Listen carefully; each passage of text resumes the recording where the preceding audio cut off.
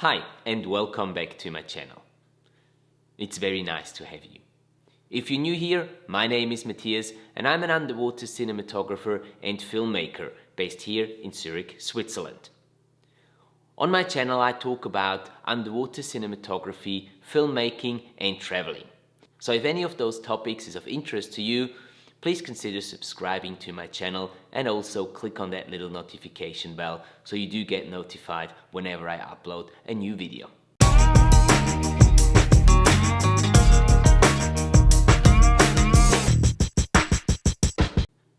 So, what are we going to talk about today? What are we going to talk about today? Let me see.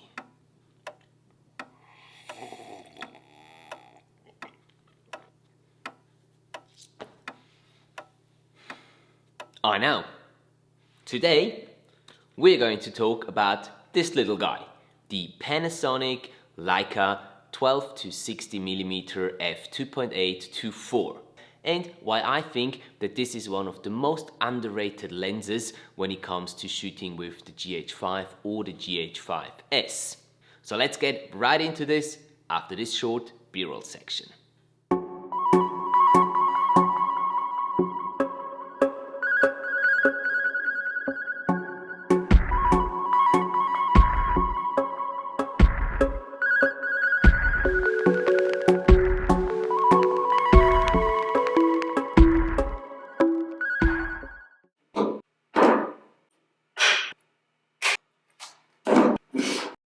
So I got this lens first when I bought my first GH5 about a year and a half ago as a kit lens back then, and ever since it has been one of my most favorite lenses for a couple of reasons which I'll share with you in a minute. I know that a lot of people prefer the Panasonic Leica 12 to 35mm lens compared to this one. Now the 12 to 35mm lens has a constant aperture, I think of 2.8 if I'm not mistaken. But there's a couple of good reasons for me personally why I like this lens better, and here they come.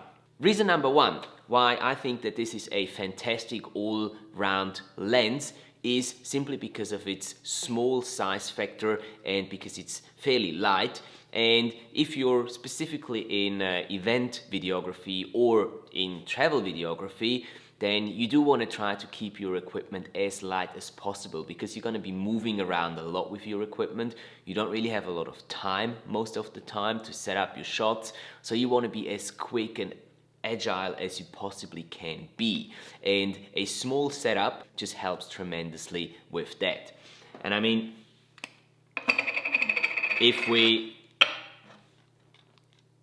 put that lens onto our GH5, it is tiny. It's a really small and compact system, and it can be very useful also when you're taking shots somewhere outside in public places. If you rock up with something like this, it's not gonna look like you're a huge production company shooting a commercial, but you can shoot quite incognito and no one will really care about you shooting there unless you obviously start pushing the camera into people's faces. So for that reason alone, that 12 to 60mm is a really cool lens. Reason number two why this lens has become one of my favorite lenses is because it is weather sealed. And this is a fairly big point for me. Most of the events that I shoot are taking place outside. Now having a system like the GH5 or the GH5S and a lens like this on it means that the entire system is going to be weather sealed. So it doesn't really matter if there is a little bit of rain, if there's some dust, some sand, whatever, your system will withhold all these things quite easily. And that's actually a really cool thing because you're less dependent on the weather when you shoot. Besides being weather sealed, this lens seems to me like it's very sturdy and well built. It seems like it can take a lot of abuse before it breaks or starts failing on you. And as I said before, I've had this lens for about a year and a half now. I've used it on many occasions in many different environments for many different projects, and it has always worked like a charm. I've never had any problems with it whatsoever. Now let's just quickly get back to the topic of this lens being weather sealed, and I've got some experiences, personal experiences I'd like to share with you. I've been shooting for a larger client of mine some ski events, family ski events up in the mountains here in Switzerland. And most of the time the weather is fine and everything is okay, but I've had an event a couple of weeks ago where it was snowing all day long. And if I didn't have a weather sealed system, it would have been really hard to shoot that event, and I would be a lot more nervous than I was this way, because I knew that the GH5 as well as the lens are weather sealed, that they can get wet and that it won't damage my system. And just having that security, that peace of mind, made me able to just shoot a lot more freely and get the content and the shots that I really wanted, rather than having to try to protect my equipment and not getting it wet. So if you're shooting in conditions that are less than ideal, a weather sealed system definitely is a big plus. Now, reason number 3 why I think that the 12 to 60mm is a fantastic lens is very simply because of its versatility. And I think that's the most important point and the most important positive point for me with that lens. Now, being a 12 to 60mm lens on a micro four thirds system means that it would be something to like a 24 to 120mm lens on a full frame system. And that's quite a big range. That's something that you don't really get a lot. And coming back to the event videography, or even travel videography, this is a fantastic thing to have, because now instead of having several lenses to cover different focal length, you can basically just use this one lens, go through the entire event. You can get your nice and wide angle shots. You can get your close-up shots of people talking, interacting. You can get close-up shots of like the food, of some gadgets, whatever you're trying to capture. You can get pretty much everything by just using this one lens. Now, with the ski events I mentioned earlier on, I normally go through the entire day just by putting this lens on my GH5 and then having the GH5 and this lens on the Ronin S on my favorite gimbal, and that works perfect. I don't have to change any lenses in between. I don't lose any time doing that, and I can still get various focal length covered with just that one single lens. And that's, I would say, the most important factor for me why I consider this one of my favorite lenses, its versatility. Another positive point in that lens for me is that it produces, in my opinion, a very pleasing and a very nice picture. It's nice and sharp, and it's sharp all the way through to the edges. Now, I'm talking video here. I'm not much of a photography guy, so I haven't really tested too much into the field of photography. But of course, I've taken some photos with this lens and the GH5, and in my opinion, I'm quite satisfied with the way these photos turned out as well. But primarily for video, I find this a very, very nice lens. And last but not least, this lens also is stabilized, which is fantastic, especially if you're using it with your GH5, for example, and then handheld rather than on a gimbal. The stabilization is not so important in the lens when you're using it on a gimbal, simply because if you're using the gimbal correctly, you should get some smooth footage anyway, no matter whether you have stabilization on the lens or not. But there's occasions where you cannot use the gimbal, where it's maybe impractical to use a gimbal, or like in my example beforehand, when it's snowing, when it's really bad weather, I just wasn't confident enough that the Ronin S would withstand those conditions, and in that situation I just left it in the car, and during that event I just shot everything handheld on the GH5, which has fantastic in-body stabilization. As I'm sure you're aware of, there's plenty of other videos on YouTube explaining how well the in-body stabilization on the GH5 works. And then also having a lens that's also stabilized just gives you an even smoother image and makes it possible to basically just shoot handheld.